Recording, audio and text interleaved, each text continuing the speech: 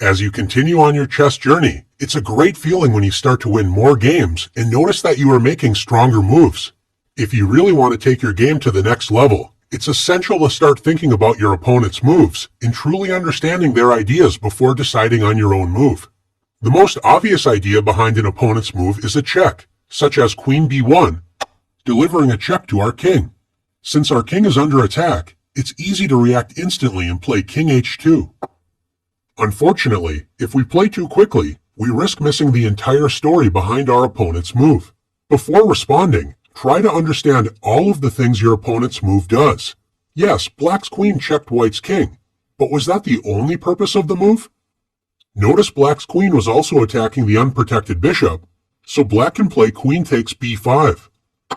Black is no longer down a piece and has a good position. Let's take a look at this position again. Now that we understand that Black's queen is attacking both our king and unprotected bishop, known as a double attack, is there a way we can both block the check and protect our bishop? If you found bishop f1, great job!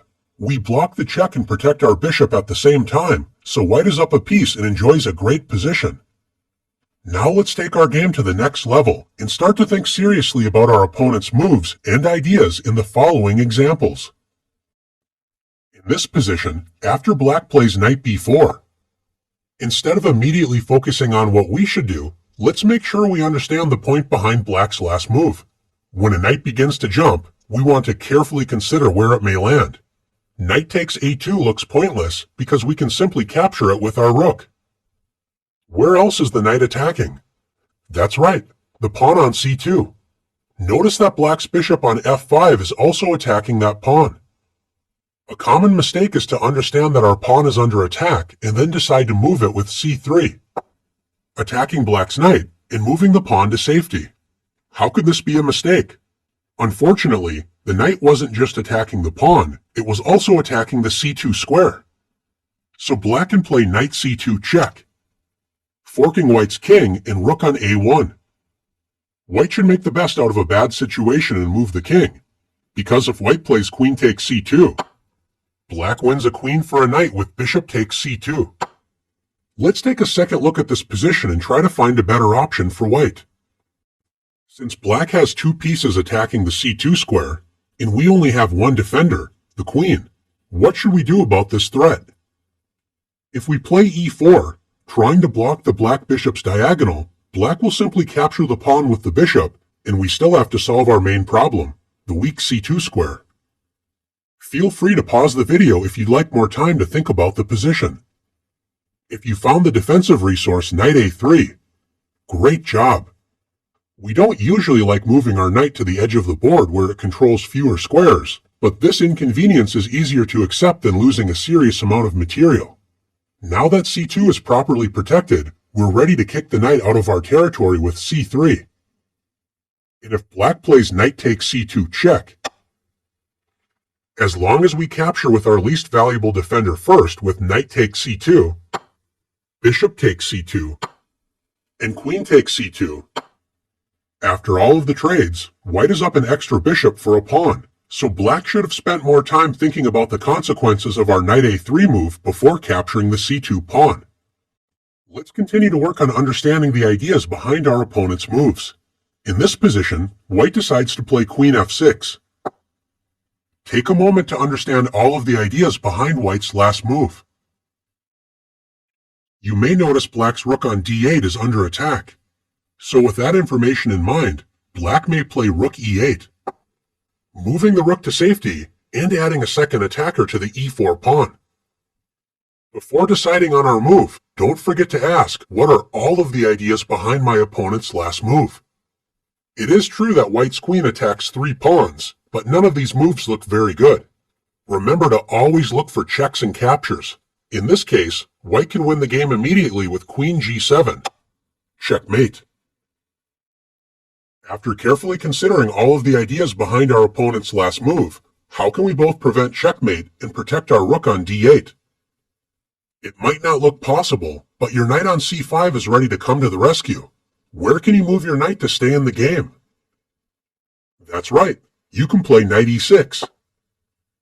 This move prevents checkmate on g7, as the knight would simply capture the queen, and it also protects the rook on d8.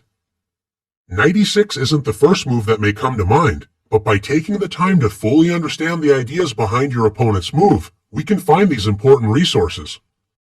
Sometimes you can make a threat and it seems like your opponent is completely ignoring you. If white plays rook to f1, we may expect black to play rook f8 to protect the hanging pawn on f7. It may come as a surprise to see black play rook to d8. This move seems to completely ignore our threat of rook takes f7.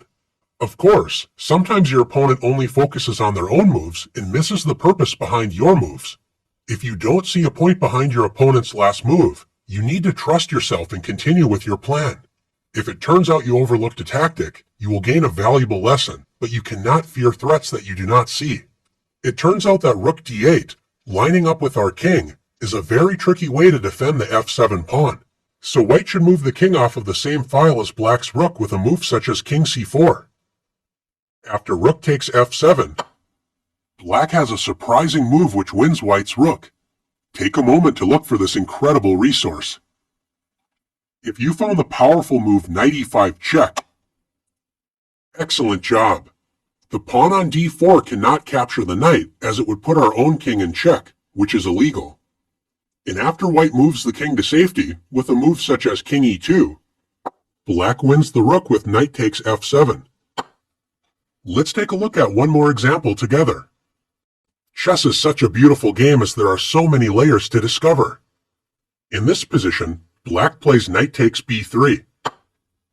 What is the point of this move? It looks like black is simply offering a trade of pieces. One way to help improve your game is to ask yourself every time your opponent makes a move, if my opponent had another move, what would they play? We might assume black would simply move the knight to safety and be up a piece. If white doesn't think carefully about this question and simply plays a takes b3, white is in for a rude awakening. When you ask, if my opponent had another move, what would they play? Always look at every single check and capture your opponent can play, because these are the moves that may cost you the game, as in this case, with queen c1. Checkmate. Since black's threat is queen c1 checkmate, you might make a quick decision and play a move like g3, opening up an escape square for your king. Before deciding to not recapture black's knight and accept being down a piece, is there another way to capture black's knight and prevent checkmate? Notice white's queen is on c7, and it could guard the checkmate square if the c2 pawn wasn't in the way. This means we can play c takes b3. So now black cannot play queen c1, as we would simply capture the queen. You've done an excellent job working through one of the most important skills to develop, always looking out for your opponent's moves and making sure you understand the ideas hidden behind them. Now let's stay alert and remain one step ahead of our opponent's moves and the challenges.